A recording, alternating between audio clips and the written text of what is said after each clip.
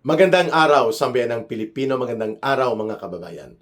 Kasama niyo po ngayon si Ka Eric sa isa na namang episode ng ating Balita at Talakayan. Uy, pasensya na po kayo mga kababayan ha. Sunod-sunod po ang naging schedule ni Ka Eric sa court hearing tsaka sa outside na mga schedule sa staff house namin. Kaya naman po hindi ko na na-comply yung promise ko sa inyo na magla-live ako tuwing umaga, 9:45 or mga 10:30 in the morning, and then sa gabi mga 9:45 in the evening, no? Dahil pagdating ko usually po mga past 10:30 or 11 p.m. na po sa gabi sa sunod-sunod na mga araw na ito. Pero pag magkalibre po si Ka Eric, I promise ay gagawin ko po ang pag-go live stream. Kaya naman ang ginagawa ni Ka Eric, nag-record ako ng aking videos, ina-upload ko po ang ating mga pananaw sa mga nagaganap na balita. Okay? Unahin po natin itong panibago na namang atake ng gobyerno ni Bongbong Marcos Jr.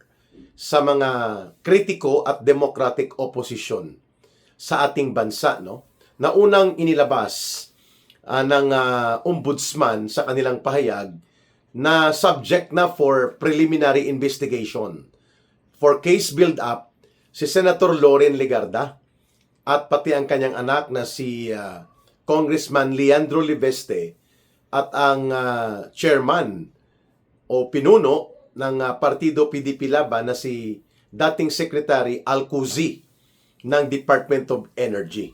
Ito po ay may kaugnayan sa di umano anomalya patungkol sa energy contract on solar or renewable energy project na nagkakahalaga ng 10 billion pesos.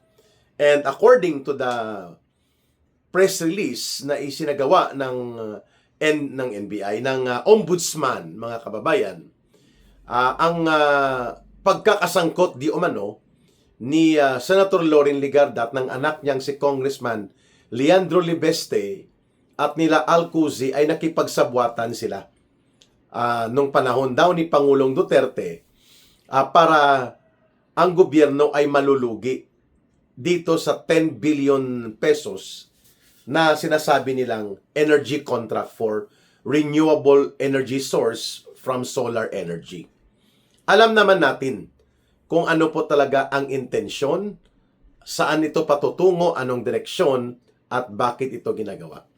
Una, hindi nga maimbestigahan at makausad ang totoong investigasyon at pagfa-file ng kaso sa mga nasasangkot, mga mastermind at mga tauhan nila sa sindikato ng 1.9 trillion pesos na flood control scam na pinangunahan nila Marcos Jr., nila Martin Romualdez, pati po ang anak ni Marcos Jr. na si Sandro Marcos at marami pang mga kasabwat nila. Kaya para ito ay tabunan at mailihis po ang atensyon ng tao at nang sa ganon, magkaroon ng paralyzing effect and pangdidistorbo, tinarget na nila through the ombudsman na abusado at garapalan kung mang-abuso ng kapangyarihan itong si Boying Rimulya para ang mga democratic opposition at mga personalidad na nagpapatuloy na maging kritiko at nagsisiwalat laban sa gobyerno at katiwalian at mga abuso na nagaganap, pagnanakaw at pandarambong sa gobyerno ay lulumpuin nila at mapaparalisa. Yan ang unang purpose. Kaya naman po inuna talaga na may pakulong si Senator Jinggoy Estrada, sumunod na pinakulong si Senator Rodante Marcoleta, and then si former Congressman Mike Defensor. One thing is common on them. Tinututulan nila ang pagpapatigil sa Senate Blue Ribbon Committee investigation and consistently nagsasalita sila at naninindigan laban sa katiwalian at mga pandarambong na issue na kinasasangkutan ng gobyerno ni Marcos at Romualdez. Number 2 ay ganon din po ang nangyari ngayon sa kay Senator Alan Peter Cayetano. Hinaharas din po siya, hinahanapan siya ng butas at kung ano-anong aligasyon at anomalya dyan sa Taguig City. Ginamit pa ang kapatid niya na si dating Mayor Lino Cayetano na mayroon silang political intramurals within the family. At yun nga malungkot dahil sa politikang maruming laro ni Marcos at na mga tauhan niya, mas lalo pang sumisidhi ang banggaan sa politika sa loob ng pamilya nila Senator Alan Peter Cayetano. Obvious naman, di ba, na ginagamit ito para takutin at the same time ay maparalisa ang advocacy ni Senator Alan Peter Cayetano at ma-isolate siya sa loob ng Senado at maximum, maipapakulong din siya through framed-up cases. The way itong abusado at talagang nagwe-weaponize ng batas at mga institusyon ng gobyerno na ginagawa ni Marcos ay gagawin din nila. Ang ginawa nila kay Senator Marcoleta, kay former Congressman Mike Defensor, kay Senator Jinggoy Estrada, at ngayon kay Senator Alan Peter Cayetano, and now, kahapon si Senator Loren Legarda and Congressman Leandro Libeste. Sinundan po itong atake ng ombudsman na maglulunsad ng panibagong maniobra for possibility of filing frame-up cases so that Loren Legarda and her son, Congressman Leandro Libeste, will be politically paralyzed. And so they can become now targeted for case build-up na pwede silang makukulong.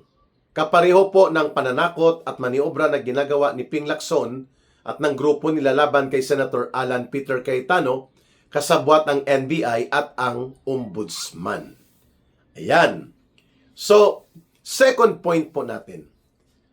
Maliban dito sa ginagawa sa Senado, tinarget din po hindi lamang si Congressman Leandro Libeste, kundi ang isa pang opposition figure na si Congressman o dating Congressman Jacinto Jing Paras, na naging political advisor ni Pangulong Duterte at naging bahagi po ng malawak na pagkilos ng opposition movement sa Pilipinas at isa sa unang nagsiwalat patungkol sa mga anomalya at katiwalian ni Marcos at nila Romualdez. Ngayon, idinadawit po si Congressman Jing Paras o dating Congressman Jing Paras at pati si Congressman Leandro Libeste na di umano ayon kay Matibag dahil may entrapment operation sila na may nahuli silang allegedly ay nagbubugaw ng high-end escort o mga prostituted na kababaihan na itinuro ng naturang mga grupo, lalo na itong nagpakilalang si Lito de Guzman at ngayon ay hawak na ng NBI, na si dating Congressman Jing Paras at pati si Congressman Leandro Libeste ay nasasangkot sa aligasyon na ipi-frame up nila si Executive Secretary Ralph Recto para magkaroon ng drugs and sex scandal. At ayon sa mga inilabas na mga media briefing ni Melvin Matibag na para bang guilty na si Congressman Paras at si Congressman Libeste, ay ginagamit niya ang media for trial by publicity or trial through publicity sa gimmick sa media.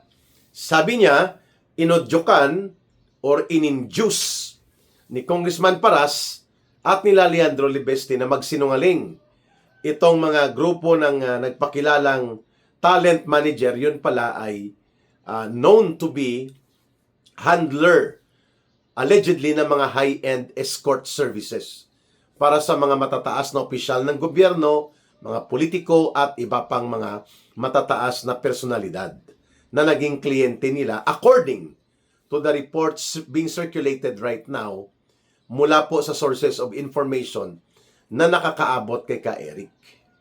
At mukhang suki, di umano, itong si Lito de Guzman, paborito sila. Ang grupo niya ng mga kababaihan, according to sources, ay si Ralph Recto, ang isa sa regular na kliyente nila. At ito ang dahilan kung bakit nang ma-entrap ito sila sa isang 5-star hotel, ang grupo ni Lito de Guzman, ay gumawa sila ng kwento. Gumawa ng affidavit, itinuturo nila na inudyokan at sila ay binayaran. According to their testimony doon sa affidavit nila, wala pa namang proven na katotohanan or makakatayo sa weight of the evidentiary rules. Subalit binabanggit nila ng grupo na ito na ang nag-udyok at nagbayad sa kanila ay sila Congressman Paras at Congressman Leandro Libeste para i-set up si Executive Secretary Ralph Recto at nang sa gayon ay maidudugtong ito kay Pangulong Bongbong Marcos Jr. Yun po ang teorya na pinapalutang ni Melvin Matibag sa kanilang sinasabi na investigasyon, pero panay na ang media briefing and media releases. As if ay may paglilitis na at may paghahatol laban sa grupo nila Congressman Libeste at Congressman Jing Paras. Ngayon ang tanong, of all the public officials, bakit si Ralph Recto? Di po ba? Dami namang mga cabinet officials. Bakit siya ang nasasangkot sa kontrobersya na ito? At bakit one-sided ang investigation ng NBI? Bakit ang mga itinuturo lang nitong grupo ng mga nagpakilalang mga talent manager, talent handler, at mga grupo nila na essentially, kung titingnan natin ang mga indicators, involved sila sa prostitution high-end services or tinatawag na private escort service. Yan po ang industry definition nila, no? Para hindi halata na nabubugaw o nagkakaroon ng human trafficking through the practice of prostitution. Bakit si Ralph Recto ang lumalabas na nasasangkot sa grupong ito at parang binabalikan siya at tinatarget ni Congressman Libeste with the support of former Congressman Jing Paras para ma-expose di umano ang sex and drug scandal ni di umano Executive Secretary Ralph Recto. Pero ang tanong ng taong bayan, bakit si Ralph Recto?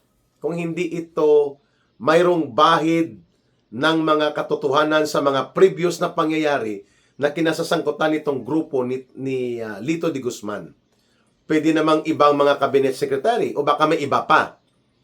Pero sabi nila dahil dugtong daw si Ralph Recto papunta kay Marcos Jr. So yung mga kumakalat na balita, Rockwell. Wow, pamilyar ito ha. Dito po itinuro ni dating PDEA agent Morales na si Pangulong Marcos Jr. nung siya'y senador pa, ay kasama niya ang mga ilang personalidad, including yung actress na si Maricel Soriano, sa pagkakaroon di umano ng series of mga drug sessions sa Rockwell. Yan ay ayon sa naging salaysay noon sa Senado ni Agent Morales na gumawa siya ng pre-operations report at nandun nga sa informante ang pangalan ni Marcos Jr. Rockwell din po ang itinuturo sa sources of information kung saan nagsasagawa nitong alleged session ng mga illegal drugs activities and prostitution related. At nasasangkot o isinasangkot ang pangalan ni Executive Secretary Ralph Recto sa grupong ito ng a certain Lito de Guzman at mga high-end girls niya. At ngayon itinuturo ng NBI na ito'y pakana nila Jing Paras at nila Leandro Libeste. Wow! What a twist! Ano ba talaga, kuya? Ang problema kasi kay Matibag, panay po ang pa-interview. Panay po ang kanyang gimmick sa media. Pareho lang sila ni Boying Rimulya, nila John Vic Rimulya. So kahit wala pa pong proseso sa makatarungang paglilitis, hindi pa kumpletong investigasyon, at wala pang na-establish na mga solid facts and evidence, nahuhusgahan na po at nagkakaroon na ng samot-saring mga persepsyon at pananaw sa mga pangyayari, lalo na kung ganito ka-sensitive.